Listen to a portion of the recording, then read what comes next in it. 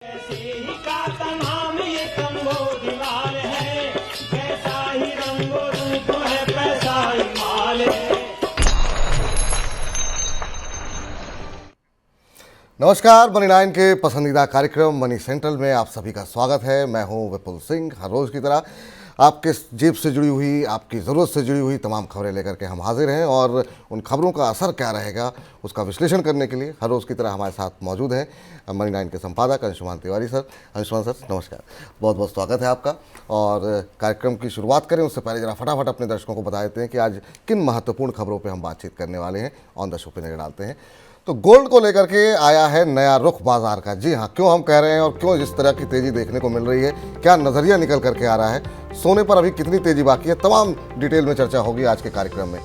किस राज्य में सबसे ज्यादा फर्जी मनरेगा कार्ड, जी हाँ क्यों कह रहे हैं हम और क्या आंकड़े सामने आए हैं, बात होगी इस पर विस्तार से। डिजिटल ट्रांजैक्शन के लिए नए सुरक्षा नियम क्या है ये भी बताएंगे आपको। क्या ऐसे रुकेगा डी फेक, जी हाँ डी फेक को लेकर के नया डेवलपमेंट सामने आया है, लगातार मनी सेंट्रल में हम चर्चा कर रहे हैं, आज भी इस पर हम बातचीत करेंगे डिटेल में। क्या बता रही है मकानों की महंगाई, इस पर होगी विस्तार पूर्वक बातचीत। और साथ ही साथ मूडीज ने क्यों घटाया चीन का आउटलुक और उसका असर भारत पर किस तरीके से पड़ेगा, विस्तार पूर्वक होगी इस पर बातचीत। देश में दालों की महंगाई को काबू में करने के लिए सरकार म्यांमार से तुअर और उड़द का आयात करेगी। रिपोर्ट के मुताबिक जनवरी के दौरान म्यांमार से 4 लाख टन तुअर और फरवरी के दौरान 10 लाख टन उड़द का आयात किया जाएगा। इस साल देश में खरीफ दलहन की पैदावार घटने की आशंका है। साथ ही में रबी सीजन के दौरान भी खेती में गिरावट देखी जा रही है। इस वजह से भविष्य में दालों की सप्लाई प्रभावित हो सकती है। इसी आशंका को ध्यान में रखते हुए सरकार ने इम्पोर्ट को बढ़ाने का फैसला लिया है। इसके साथ अक्टूबर के मुकाबले नवंबर के दौरान देश में खाने की वेज थाली एक बार फिर से महंगी हो गई है। रेटिंग एजेंसी क्रिसिल के रोटी इंडेक्स के मुताबिक खरीफ उत्पादन कम होने, बरसात की कमी और फेस्टिव सीजन की मांग की वजह से अक्टूबर के मुकाबले नवंबर में वेज थाली का भाव 10% बढ़ गया है। इस दौरान नॉनवेज थाली भी 5% महंगी हुई है। सर, किन वजहों से खाने की थाली महंगी हो रही है? क्रिसिल का इंडेक्स आता है हमें बाजार के बारे में और ख़ासतौर से खाने पीने की चीज़ों की महंगाई के बारे में जानकारी देता है। ये इंडेक्स मंथली आधार पर इसमें 10% की बढ़ोतरी दिखती है। पर इसे थोड़ा विस्तार से देखें तो हमें समझ में आ रहा है कि आम भारतीयों की खाने की थाली में जो सबसे बड़ी महंगाई है वो दाल की है। अगर आप ईयर ऑन ईयर आधार पर देखें, पिछले साल की तुलना में देखें तो दालों की कीमत 21% बढ़ी है। और इस जैसा कि अभी आपको विपुल जी ने बताया, इसीलिए सरकार म्यांमार से और बाकी जगह से दालों के आयात की खरीद की कोशिश कर रही है। इसके अलावा जिन चीज़ों की कीमतें बढ़ी हैं उनमें सब्जियां हैं जो कि थाली इंडेक्स का एक हिस्सा दिखाई देती हैं। नॉनवेज थाली में भी करीब 50% की कास्ट जो है वो नॉनवेज फूड की है। उस फूड की कॉस्ट में भी बढ़ोतरी के कारण नॉनवेज थाली में भी बढ़ोतरी हुई है। जो चीज़ सबसे महत्वपूर्ण समझने वाली है वो इस समय ये कि तमाम कोशिशों के बावजूद रिजर्व बैंक की एमपीसी की बैठक भी होने वाली है, जिसमें सबसे महत्वपूर्ण एजेंडा महंगाई रहेगा। मौजूदा परिस्थिति में खाद्य उत्पादों की महंगाई को संभालने की कोई सूरत बनती दिखाई नहीं दे रही है। सरकार की तरफ से तरह तरह से बाजार में हस्तक्षेप के प्रयास हो रहे हैं, लेकिन दलहन की कीमतें नियंत्रण में नहीं है। दलहन की कीमतें नियंत्रण में नहीं आ रही हैं और इधर गोल्ड का भाव रिकॉर्ड स्तर पर पहुंचने की वजह से भारत में ज्वेलरी के कारोबार में ट्रेंड बदला है। रिपोर्ट के मुताबिक लोग नई गोल्ड ज्वेलरी खरीदने के बजाय अपनी पुरानी ज्वेलरी को रिसाइकिल करने पर ज़्यादा जोर दे रहे हैं। सर, सोने के बाजार में किस तरह की रिसाइकलिंग देखने को मिल रही है? बड़ा दिलचस्प हो रहा है सोने का बाजार। अगर आप ध्यान से देखें तो भारतीय बाजार में ऐसा कम देखने को मिलता है जब स्टॉक मार्केट और गोल्ड दोनों एक साथ तेजी से बढ़ रहे हों। आमतौर पर ऐसा होता नहीं। गोल्ड रिकॉर्ड ऊंचाई पर है, थोड़ा बहुत करेक्शन सेल ऑफ आया जैसे स्टॉक मार्केट में सेल ऑफ आता है, लेकिन गोल्ड 60,000 रुपये से ऊपर का हिस्सा का लेवल लिए हुए $2,000 पर आउंस के आसपास। और दूसरी बड़ा बदलाव जो भारत के गोल्ड मार्केट में हो रहा है कि भारत के अधिकांश लोग जिनके पास गोल्ड होल्डिंग है वो धीमे धीमे अपने गोल्ड की रिसाइकलिंग की कोशिश कर रहे हैं, यानी इस समय ऊंची कीमत पर उसे बेचकर नया सोना खरीदने या नए निवेश की तैयारी कर रहे हैं। और ये रिसाइकलिंग का मार्केट इस समय सबसे ज़्यादा आकर्षक, सबसे ज़्यादा लक्रेटिव हो गया है, क्योंकि सोने की कीमतें रिकॉर्ड ऊंचाई की तरफ बढ़ रही हैं। जो सोने की कीमतों के आउटलुक मिल रहे हैं वो भी इसके आगे बढ़ने के, अगले साल का आउटलुक करीब $2,400 पर आउंस का है। ऐसी स्थिति में बहुत सारे लोग सोने की खरीद में भी अब ये कोशिश कर रहे हैं कि वो रिसाइकिल्ड सोने की खरीद करें, यानी रिसाइकिल करें, पुराना सोना देकर नया सोना खरीदें, जो कि आमतौर पर इस समय जब भारत में वेडिंग सीजन होता है तो उसकी खरीदारी की जा रही है। दूसरी तरफ सोने के डिजिटल और बाकी फॉर्म में भी इन्वेस्टमेंट बढ़ रहा है और ये एक अनोखी बात है कि भारतीय बाजार में दोनों प्रमुख एसेट क्लास स्टॉक और गोल्ड एक साथ बढ़ रहे हैं। शेयर बाजार में भी तेजी है, सोने के बाजार में भी तेजी है, और सोने की कीमतों में सर आपकी लगातार नजरें रहती है। अभी आप आउटलुक की बात कर रहे थे, भविष्य को लेकर के जो निवेशक हैं, अगर वो जो लोग निवेश कर रहे हैं उनके लिए कैसा आउटलुक, क्या कुछ बातें निकल के आ रही हैं उसमें? गोल्ड को लेकर आउटलुक काफ़ी पॉजिटिव है पूरी दुनिया में निवेशकों का, और ये माना जा रहा है कि अब जो स्थिति है उसमें 3 बड़े ऐसे फैक्टर हैं जो गोल्ड की कीमतों को अगले 2-3 साल तक, बल्कि 5 साल तक ऊंचा रखेंगे। बैंकों के पास गोल्ड का भारी भंडार है और बैंक बाजार में सबसे बड़े गोल्ड के ग्राहक बनकर उभरे हैं। बैंक गोल्ड खरीद रहे हैं, इसका मतलब ये है कि उनको लग रहा है कि महंगाई लंबे समय तक यहाँ मौजूद रहेगी, क्योंकि अगर गोल्ड की कीमतें गिरेंगी तो बैंकों के एसेट्स की वैल्यू में गिरावट आएगी। तो बैंक जब अपने भविष्य के निवेश को सुरक्षित करने के लिए, क्योंकि बैंकों के पास मॉनेटरी सिस्टम को सुरक्षित करने की जिम्मेदारी है और अपने विदेशी मुद्रा भंडारों का एक बड़ा हिस्सा गोल्ड में रख रहे हैं, तो मान के चलिए कि उन्हें भी लग रहा है कि गोल्ड की कीमत आने वाले समय में ऊंची रहेगी। इसके अलावा ब्याज दरों में बदलाव को लेकर, महंगाई की संभावनाओं को लेकर भी गोल्ड सबसे महत्वपूर्ण एसेट क्लास बनकर उभरा है, खासतौर पर दुनिया के मौजूदा परिस्थिति में। केवल एक ही असंगति इस मामले में है कि आमतौर पर गोल्ड और स्टॉक मार्केट एक साथ नहीं बढ़ते हैं, पर इस बार गोल्ड और स्टॉक मार्केट में दोनों में एक साथ बढ़ोतरी हो रही। पूरी दुनिया में ये बात अब सलाह के तौर पर कही जा रही है कि अगर आप निवेशक हैं तो आपके पोर्टफोलियो में 15% का हिस्सा कम से कम गोल्ड का जरूर होना चाहिए, चाहे वो गोल्ड डिजिटल फॉर्म में खरीदा गया हो या आपके पास गोल्ड कंपनियों में, गोल्ड में काम करने वाली कंपनियों के स्टॉक्स हो। तो अगर आप निवेशक हैं तो 15% हिस्सा आपका जो है वो इस समय गोल्ड में होना चाहिए, ताकि आपका पोर्टफोलियो आगे बढ़ता रहे। इधर फर्जी जॉब कार्ड होने के शक में सरकार ने पिछले 2 वर्षों के दौरान मनरेगा योजना के तहत करीब 10.5 लाख से ज़्यादा जॉब कार्ड रद्द कर दिए हैं। मंगलवार को सरकार ने संसद को ये जानकारी दी।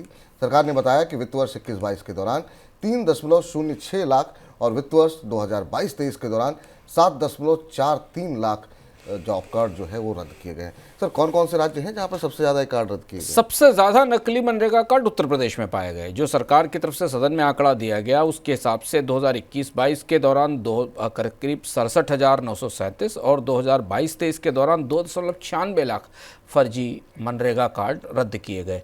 इसके बाद मध्य प्रदेश दूसरा राज्य है जहां पर सबसे अधिक फेक मनरेगा कार्ड रद्द किए गए। आमतौर पर अभी हाल में मनरेगा के भुगतानों को लेकर पश्चिम बंगाल और केंद्र सरकार के बीच हमने काफ़ी राजनीतिक खींचतान देखी थी और मनरेगा के फंड्स के दुरुपयोग का आरोप लगाया गया था।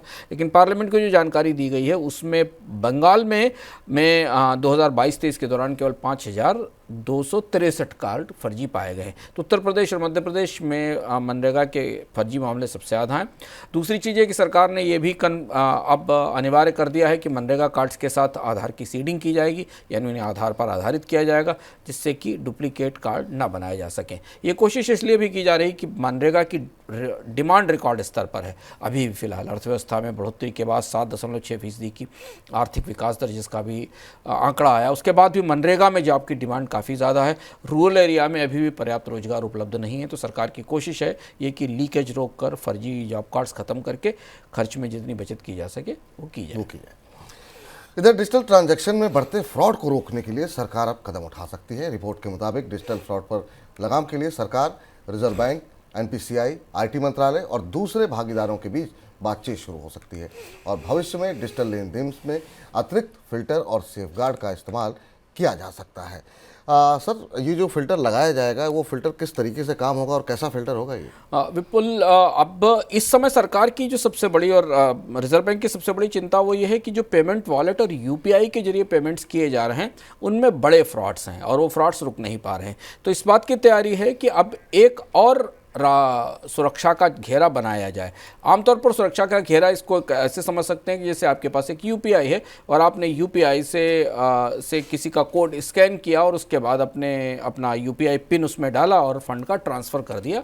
आमतौर पर UPI की व्यवस्था इस तरह से काम करती है। लेकिन हमें माना जा रहा है कि एक सर्टेन लेवल से ऊपर के अमाउंट के अगर ट्रांजेक्शंस होते हैं, यानी राशि के बड़ी राशि के ट्रांजेक्शन होते हैं, राशि का लेवल क्या होगा सरकार ने स्पष्ट नहीं किया, पर 5 से 10 हज़ार रुपये से ऊपर के ट्रांजेक्शन होते हैं तो उनमें OTP का एक स्तर और लगाया जाएगा।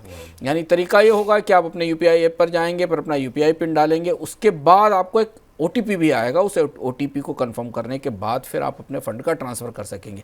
ये एक और लेयर है जो लगाए जाने की तैयारी की जा रही है मोबाइल वॉलेट और UPI ट्रांजैक्शन के तौर पर। अगर आप बैंक से पेमेंट कर रहे हैं तो आपको पता होगा कि बैंक में आमतौर पर 3 लेयर्स में ट्रांजैक्शंस क्लियर होते हैं। पहले आपको बैंक में के ऐप पर अपने मोबाइल पिन से लॉगिन करना होता है, फिर उसके बाद आप ट्रांजैक्शन के लिए एक ट्रांजैक्शन पिन का पासवर्ड लगाते हैं और फिर उसके बाद एक OTP आता है बैंक से, उसे भी इम्प्लीमेंट किया जाता है। कुछ ऐसी व्यवस्था लाने की बातचीत सरकार के भीतर चल रही है। अब इधर डी फेक की घटनाओं पर लगाम लगाने के लिए मंगलवार को सरकार ने सोशल मीडिया और टेक्नोलॉजी कंपनियों के साथ बातचीत की है और कंपनियों को डी फेक के खिलाफ कार्रवाई के लिए कहा गया है। कंपनियों को ये भी बोला गया है कि वे अपने यूजर्स के साथ प्लेटफॉर्म इस्तेमाल को लेकर के नियम और शर्तों को बदलें। सर, किस तरह के दिशा निर्देश आ सकते हैं डी फेक के मामले को काबू करने के लिए, क्योंकि इस पर हम लगातार बातचीत कर रहे हैं। डी फेक को लेकर चिंता काफ़ी ज़्यादा है और अब उच्च स्तर से काफ़ी चिंता है। पहले तो अभी केवल यही चीज़ तय नहीं हो पा रही थी कि सरकार का एक हाथ कह रहा था इसके लिए नए कानून की ज़रूरत है, पर IT मिनिस्ट्री का कहना था कि मौजूदा कानून में व्यवस्था है। तो मौजूदा कानून में व्यवस्था के तहत जो IT रूल्स हैं उसके तहत अब नई गाइडलाइंस जारी की जाएंगी। उस नई गाइडलाइंस के तहत जो सबसे महत्वपूर्ण बात है वो सोशल मीडिया प्लेटफॉर्म्स को करीब 11 अलग अलग क्षेत्रों में, अलग अलग इलाकों में, अलग अलग विषयों से संबंधित मामलों में अगर कोई डीप फेक क्रिएट होता है तो उसे रोकना होगा। इसकी एक पूरी सूची जारी की जाएगी और ये जो उल्लंघन है इसे इंडियन पेनल कोड, जो भारत दंड विधान है, भारतीय दंड विधान, उसके तहत मैप किया जाएगा। यानी यहाँ पर अगर कुछ उल्लंघन होता है या डीफेक होता है तो उसे IPC के तहत शामिल करके उसे दंडनीय माना जाएगा। इसके अलावा सोशल मीडिया नेटवर्क्स को अपनी कम्युनिटी गाइडलाइंस को स्पष्ट रूप से बदलना होगा। यूज़र्स को विस्तृत जानकारी देनी पड़ेगी और यूज़र्स से जानकारी लेनी पड़ेगी ताकि डीप फेक को रोका जा सके। अब इसी भी हाल में सरकार की और सोशल मीडिया कंपनियों के बीच में एक चर्चा हुई है, उसमें इन 11 क्षेत्रों की पहचान की गई है। इसका विस्तृत नोटिफिकेशन है, इसका विस्तृत आदेश जारी किया जाएगा तो अब समझ में आएगा कि कौन कौन से हिस्से ऐसे हैं जिन पर शायद स्पष्ट रूप से डीप फेक को रोका जाएगा, जिसमें कि इम्पर्सनेशन है, जिसमें कि बच्चों से जुड़े हुए डीप फेक हैं, जिसमें प्रिवेसी को ख़त्म करने को बाधित करने वाले डीप फेक है। ऐसी से कई सारी चीज़ों की सूची बनाई जा रही है। लेकिन अब डीप फेक को लेकर सोशल नेटवर्क्स पर सख्ती का दौर शुरू हो रहा है। तो डी फेक को लेकर के अब सख्ती का दौर शुरू हो रहा है। इधर GST चोरी को पकड़ने के लिए सरकार की तरफ से शुरू किए गए अभियान में इस साल अक्टूबर तक 1.5 लाख करोड़ रुपए से ज़्यादा की टैक्स चोरी पकड़ी गई है। टैक्स चोरी की ये रकम पिछले साल के मुकाबले कहीं ज़्यादा है।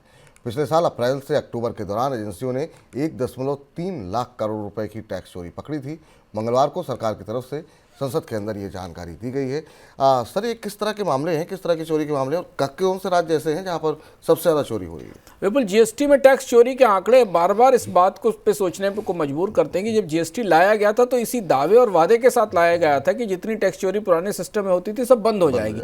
पर अब GST के टैक्स चोरी के आंकड़े जो आ रहे हैं वो रिकॉर्ड हैं और अप्रत्याशित ढंग से शायद इतनी टैक्स चोरी पुराने सिस्टम में भी होती रही होगी जितनी टैक्स चोरी GST के आधुनिक सिस्टम और GSTN बनने के बाद होती है। ये जो आंकड़ा आया है केवल अक्टूबर तक का, इस साल तक का 1.5 लाख करोड़ का, ये काफ़ी चौंकाने वाला है। इसमें भी सबसे ज़्यादा फ्रॉड GST का सबसे ज़्यादा इवेजन महाराष्ट्र में पाया गया है। उसके बाद दूसरा स्थान हरियाणा का है, तीसरा गुजरात का है, चौथा कर्नाटका का है और पांचवा राजस्थान का है, इन राज्यों में। और ये इस इवेजन का मोडस ऑपरेंडी वही है। सबसे बड़ी बात फेक बिलिंग करना और गलत ढंग से इनपुट टैक्स क्रेडिट के लिए की सुविधा का इस्तेमाल करना और इवेजन का जो नंबर है कुछ राज्यों में वो काफ़ी बड़ा है। जैसे महाराष्ट्र में करीब 84,000 करोड़ रुपए के आसपास के इवेजन पकड़े गए हैं। तो काफ़ी गंभीर मामला है। अब देखना यह है कि इसको रोकने के लिए सरकार की तरफ से क्या कार्रवाई की जाती है। कोरोना के बाद देश के सर्विस सेक्टर में आई जोरदार रिकवरी अब सुस्त पड़ने लगी है। नवंबर के दौरान सर्विस PMI घट करके 56.9 दर्ज किया गया, जो कि 12 महीने का निचला स्तर है।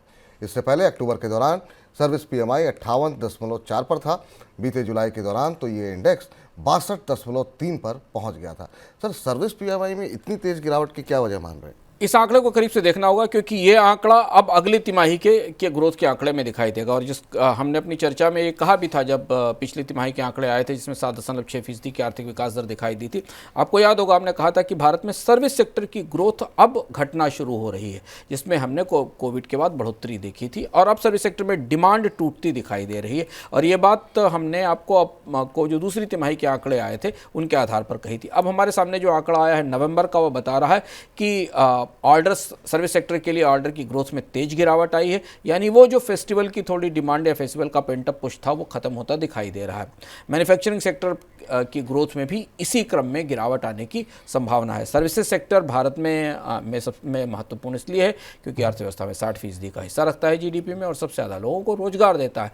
तो अब भारतीय जीडीपी के, भारत की अगली तिमाही की जीडीपी के दो कंपोनेंट अपने रंग सामने दिखाने लगे हैं। एक कंपोनेंट एग्रीकल्चर है और दूसरा हिस्सा सर्विसेज का है।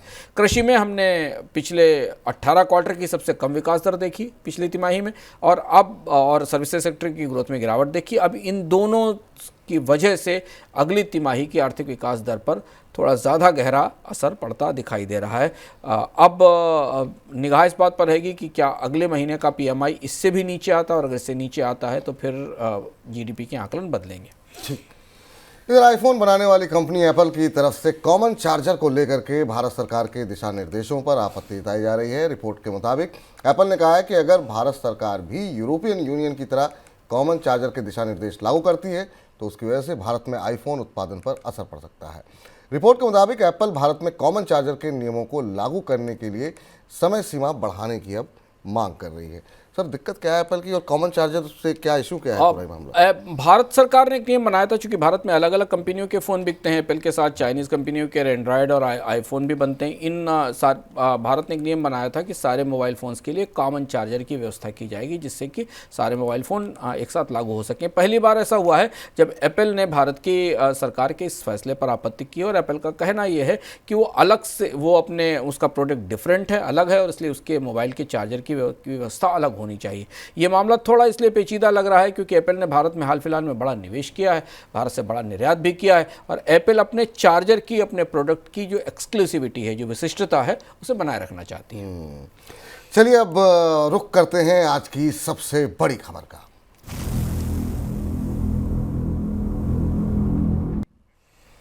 इस साल जुलाई सितंबर के दौरान देश के 41 शहरों में घरों की कीमत में बढ़ोतरी देखने को मिली है। नेशनल हाउसिंग बैंक के इंडेक्स रेजिडेक्स के मुताबिक सभी प्रमुख शहरों में घरों की कीमत बढ़ी है। सबसे ज़्यादा बढ़ोतरी कोलकाता में दर्ज की गई है और सबसे कम बढ़ोतरी दिल्ली और चेन्नई में देखने को मिली है। सर, ये जो आंकड़े निकल करके आ रहे हैं ये क्या कुछ दर्शा रहे हैं रियल एस्टेट सेक्टर के बारे में? जुलाई सितंबर का जो आंकड़ा है और नेशनल हाउसिंग बैंक का रेजिडेक्स आता है, ये भारत में मकानों की महंगाई को नापने का सबसे ऑथेंटिक और सबसे स्थायी और विश्वसनीय आंकड़ा है, जिसके आधार पर हम जान सकते हैं कि भारत में मकानों की महंगाई की स्थिति क्या है। और आंकड़े ने कई दिलचस्प और महत्वपूर्ण जानकारियाँ दी हैं। जानकारियाँ ये हैं कि भारत ये देश के 8 प्रमुख शहरों में मकानों की महंगाई की पैमाइश करता है, नापजोख करता है। इसमें अहमदाबाद, बेंगलुरु, चेन्नई, दिल्ली, हैदराबाद, कोलकाता, मुंबई और पुणे शामिल हैं। इसमें जो पिछले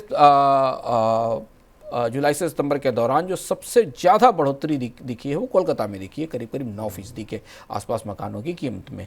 चेन्नई में सबसे कम बढ़ोतरी दिखाई दी है। इसके अलावा बाकी सारे शहरों में 6%, 8%, 6%, मुंबई, हैदराबाद, पुणे, सारी जगह मकानों की कीमतों में बढ़ोतरी हुई है। ये वैसे 50 शहरों का हाउसिंग इंडेक्स है जिसमें 50 शहरों के प्राइस का वैल्यूएशन निकाला जाता है।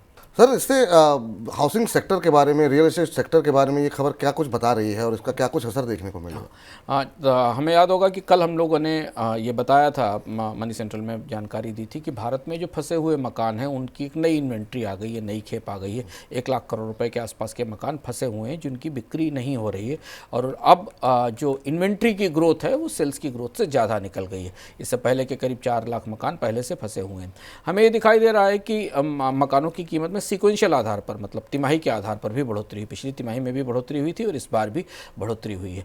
अब भारत के पूरे हाउसिंग बाजार में एक तो 50 लाख रुपए से ऊपर के जहाँ तक मकान बिक रहे हैं, उसमें भी अब मकान की कीमतों में महंगाई स्पष्ट रूप से दिखने लगी है। सीमेंट की कीमतें बढ़ने के कारण, कच्चे माल की कीमतें बढ़ने के कारण, स्टील और बाकी कॉस्ट बढ़ने के कारण अब स्पष्ट रूप से बिल्डर्स ने इन मकानों के प्राइसेस बढ़ाने शुरू कर दिए हैं। तो एक तो पहले से बाजार सिकुड़ कर 50 लाख से ऊपर वाले अपर मिडिल क्लास और रिच क्लास के मकानों तक सीमित हो गया था, और अब वहाँ भी महंगाई का असर दिखाई दे रहा है।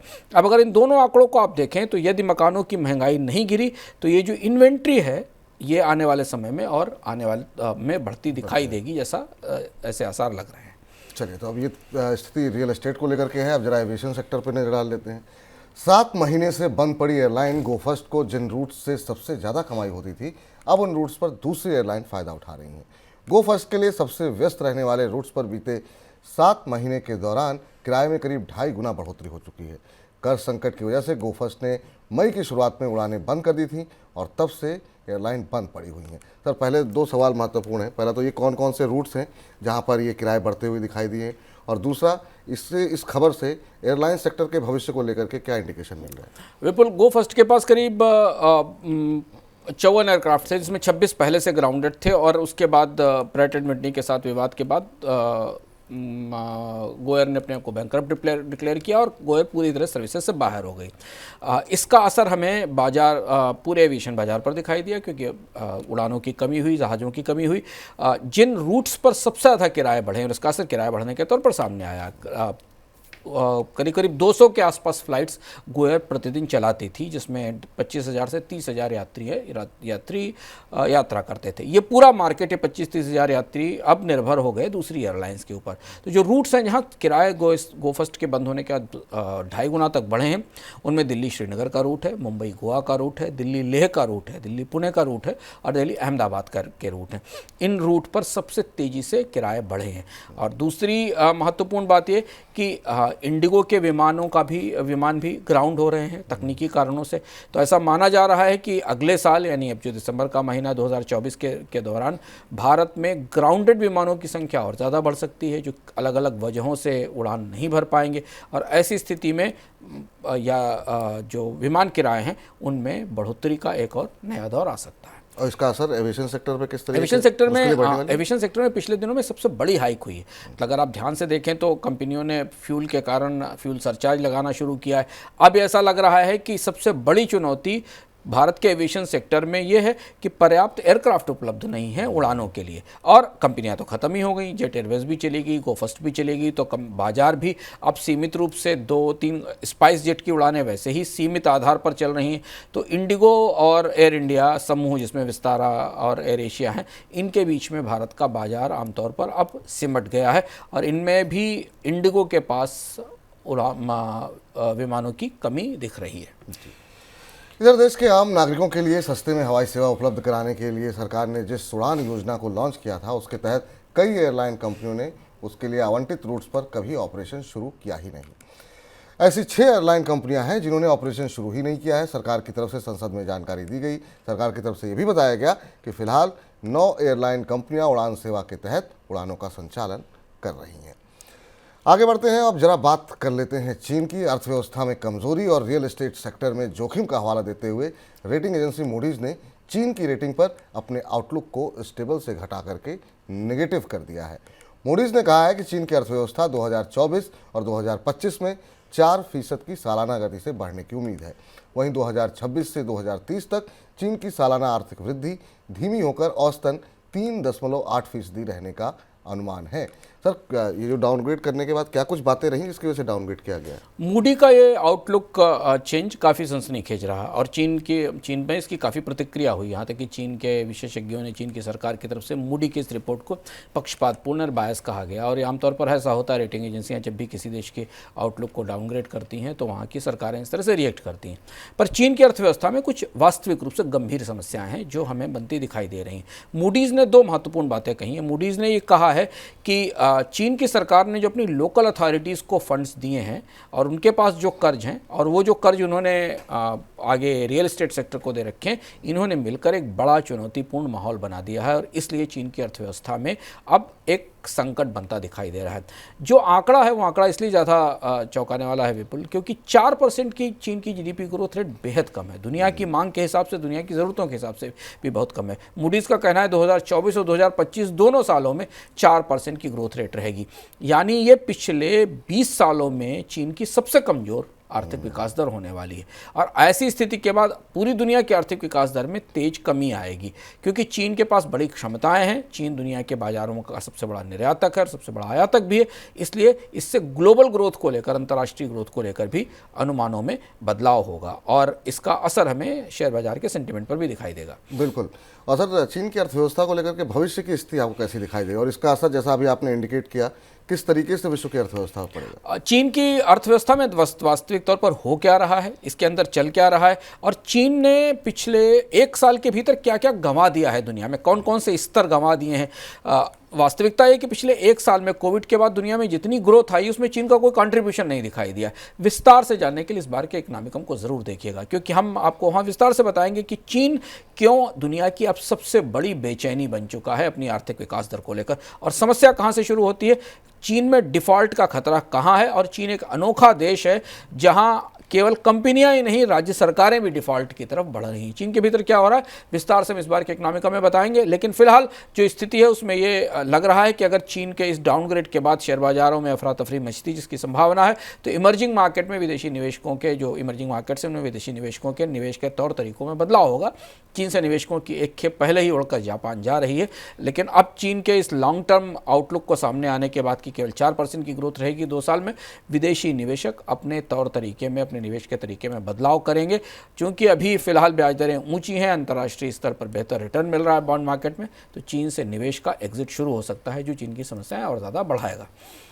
तो चीन की समस्याएं और बढ़ सकती हैं और इसका असर दुनिया भर के बाजारों में, और निश्चित रूप से भारतीय शेयर बाजार भी इससे अछूते नहीं रहेंगे। अमेरिकी डॉलर के मुकाबले भारतीय करेंसी रुपए में लगातार गिरावट बनी हुई है। मंगलवार को रुपए ने प्रति डॉलर 83.39 के निचले स्तर को छुआ, जो अब तक का सबसे निचला स्तर है। रुपए की इस गिरावट की वजह से देश में आयातित वस्तुओं की महंगाई बढ़ सकती है। हालांकि कमज़ोर रुपए एक्सपोर्ट को भी बढ़ावा देता है, लेकिन वैश्विक स्तर पर सुस्त मांग की वजह से इस बार एक्सपोर्ट में ज़्यादा ग्रोथ देखने को नहीं मिल रही है। सर, ऐसी कोई कारण तो है नहीं, FIs भी वापस आ गए, फिर भी रुपया गिर रहा है, क्रूड भी सस्ता हो गया, वजह क्या लग रही है आपको? रुपए की गिरावट अब आंतरिक कारणों से है। विदेशी निवेशकों ने थोड़ी खरीदारी शुरू की है। क्रूड की गिरावट की रोशनी में, क्रूड $78 से नीचे इसके बावजूद कि ओपेक ने फैसला किया कि अपने उत्पादन में कटौती करेगा, रुपए की गिरावट थोड़ी रहस्यमय है। वजह यह है कि आने वाले 2-3 महीनों में रुपए में और कमजोरी की आशंका के कारण इम्पोर्टर्स की तरफ से बाजार में रुपए की मांग काफ़ी तेज़ी से बढ़ी है, और इम्पोर्टर्स जो कवरिंग कर रहे हैं और इम्पोर्टर्स डॉलर खरीद रहे हैं, उस वजह से रुपए पर हमें दबाव बनता दिखाई दे रहा है। विदेशी मुद्रा भंडार में भी गिरावट आई है, हालांकि ज़्यादा गिरावट नहीं है, लेकिन उसने भी सेंटिमेंटल तौर पर रुपए के आउटलुक को प्रभावित किया, और अब रुपया धीमे धीमे 84 की तरफ बढ़ रहा है डॉलर के मुकाबले। जी, और इधर इस साल IPO बाजार लगातार गुलजार बना हुआ है। टाटा टेक्नोलॉजीज, इरडा, गंधार ऑयल में शानदार लिस्टिंग गेन मिलने के बाद निवेशकों की नजरें आने वाले IPOs पर टिकी हुई हैं। इस साल IPO के जरिए कंपनियों ने करीब 41,000 करोड़ रुपए जुटाए हैं।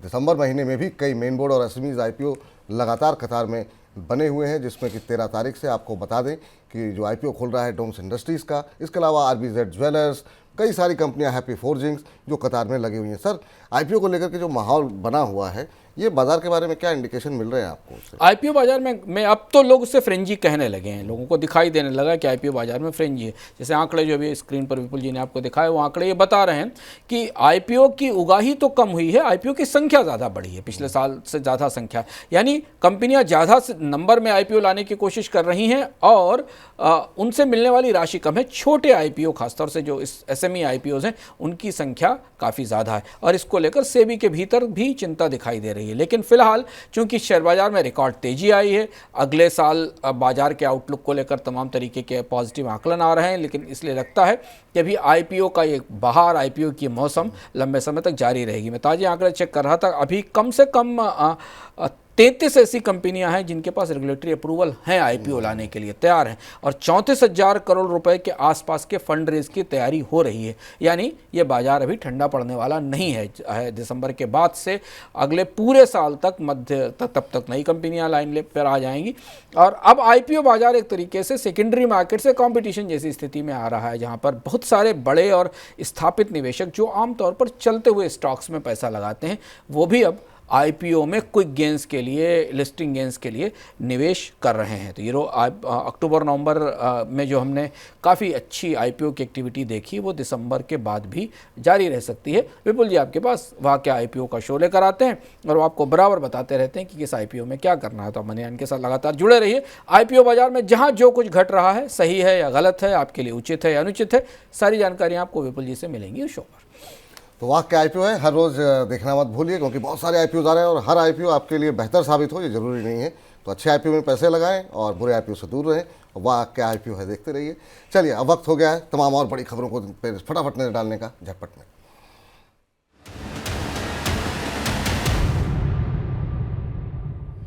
वेंचर कैपिटल और प्राइवेट इक्विटी फंड्स की तरफ से कई संधियां आयकर विभाग के अब रडार पर हैं। आयकर विभाग ने इन फंड्स की संधियों की जांच शुरू कर दी है। अपनी जांच में आयकर विभाग ये पता करना चाहता है कि इन फंड्स ने संधियों के जरिए टैक्स चोरी तो नहीं की है। कई मामलों में आयकर विभाग इन फंड्स के निवेशकों की भी जानकारी को खंगाल रहा है। वैश्विक स्तर पर आर्थिक सुस्ती की वजह से इस साल अप्रैल से सितंबर के दौरान देश में प्रत्यक्ष विदेशी निवेश में 16% की गिरावट देखने को मिली है।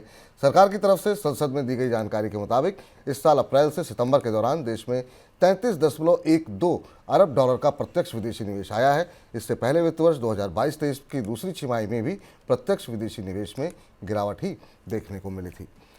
छोटी अवधि के कर्ज उठाने वाले विकल्पों पर कर्ज की दर महंगी होने लगी है। रिपोर्ट के मुताबिक एक साल की अवधि के कमर्शियल पेपर पर कर्ज की दर बढ़कर 8% हो गई है। रिपोर्ट के मुताबिक गैर जमानती कर्ज को लेकर रिजर्व बैंक ने नए दिशा निर्देशों के बाद कई गैर बैंकिंग फाइनेंस कंपनियां छोटी अवधि के विकल्पों पर कर्ज उठा रही हैं। इस वजह से कर्ज की दर में बढ़ोतरी देखने को मिल रही है। दिल्ली मेट्रो के मेट्रो स्टेशनों पर जल्द सस्ते में रसोई का सामान उपलब्ध होगा। केंद्र सरकार ने प्रमुख मेट्रो स्टेशनों पर रिटेल स्टोर्स खोलने का फैसला लिया है, जिसमें सस्ते भाव पर उपभोक्ताओं को प्याज, टमाटर, दालें और आटा उपलब्ध कराया जाएगा। इस योजना की शुरुआत दिल्ली के राजीव चौक मेट्रो स्टेशन से होने जा रही है। इस योजना का मकसद उपभोक्ताओं को खाद्य महंगाई की मार से बचाना है। चलिए कुछ खबरें थी, आपकी टिप्पणी। रिजर्व बैंक की मौद्रिक पॉलिसी कमेटी की समीक्षा बैठक शुरू होने वाली है, और उस बीच में ये जो आंकड़ा विपुल जी ने इन सारी खबरों में बताया, मेरे हिसाब से सबसे महत्वपूर्ण खबर भारत में शॉर्ट टर्म लेंडिंग रेट्स का 8% के पर पहुंचना है। छोटी अवधि की ब्याज दरें जब बढ़ती हैं तो बाजार में एक अलग किस्म का दबाव दिखाई देता है, क्योंकि बाद में लंबी अवधि की ब्याज दरों के तौर में पे असर के तौर पर भी देखा जाता है। ऐसा लग रहा है कि इसे बाजार में लिक्विडिटी का क्रंच है। हालांकि आरबीआई का कहना है कि बाजार में लिक्विडिटी पर्याप्त है, लेकिन जो नए नियम आए हैं बैंकों में अनसिक्योर्ड लेंडिंग को लेकर, उसके बाद एनबीएफसीज को पैसा मिलने में दिक्कत हो रही है और इसलिए वो महंगे कर्ज उठा रही। 8% पर उठाया गया कर्ज कितना रिटर्न लेकर आएगा और कैसे इसकी सर्विसिंग की जाएगी, ये सवाल महत्वपूर्ण है। इस रोशनी में हालांकि ऐसा लग रहा है कि रिजर्व बैंक की मौद्रिक नीति समीक्षा बैठक में ब्याज दरों में कोई बड़ा बदलाव नहीं होगा, लेकिन शॉर्ट टर्म लेंडिंग रेट ऊपर बढ़ने पर रिजर्व बैंक क्या कहता है और बाजार में ब्याज दरों का जो मौजूदा माहौल बना है, इसे लेकर रिजर्व बैंक की तरफ से क्या प्रिस्क्रिप्शन आता है, क्या नुस्खा आता है, इस पर हमारी सबकी निगाह बनी रहेगी। अंशुमान सर, आज की इस चर्चा में आप जुड़े और तमाम खबरों का विश्लेषण किया, बहुत बहुत शुक्रिया आपका। तो फिलहाल मनी सेंट्रल को अब यहीं पर समाप्त करने का वक्त हो गया है, लेकिन आप लगातार मनी 9 के साथ बने रहिए, क्योंकि मनी 9 में आपकी जेब से जुड़ी तमाम महत्वपूर्ण जानकारियां उपलब्ध हैं। बहुत अच्छे अच्छे कार्यक्रम हैं, उनको लगातार देखते रहिए, मनी 9 के साथ बने रहिए। मुझे इजाज़त दीजिए, नमस्कार। ऐसे ही का तमाम ये तंबो दिवार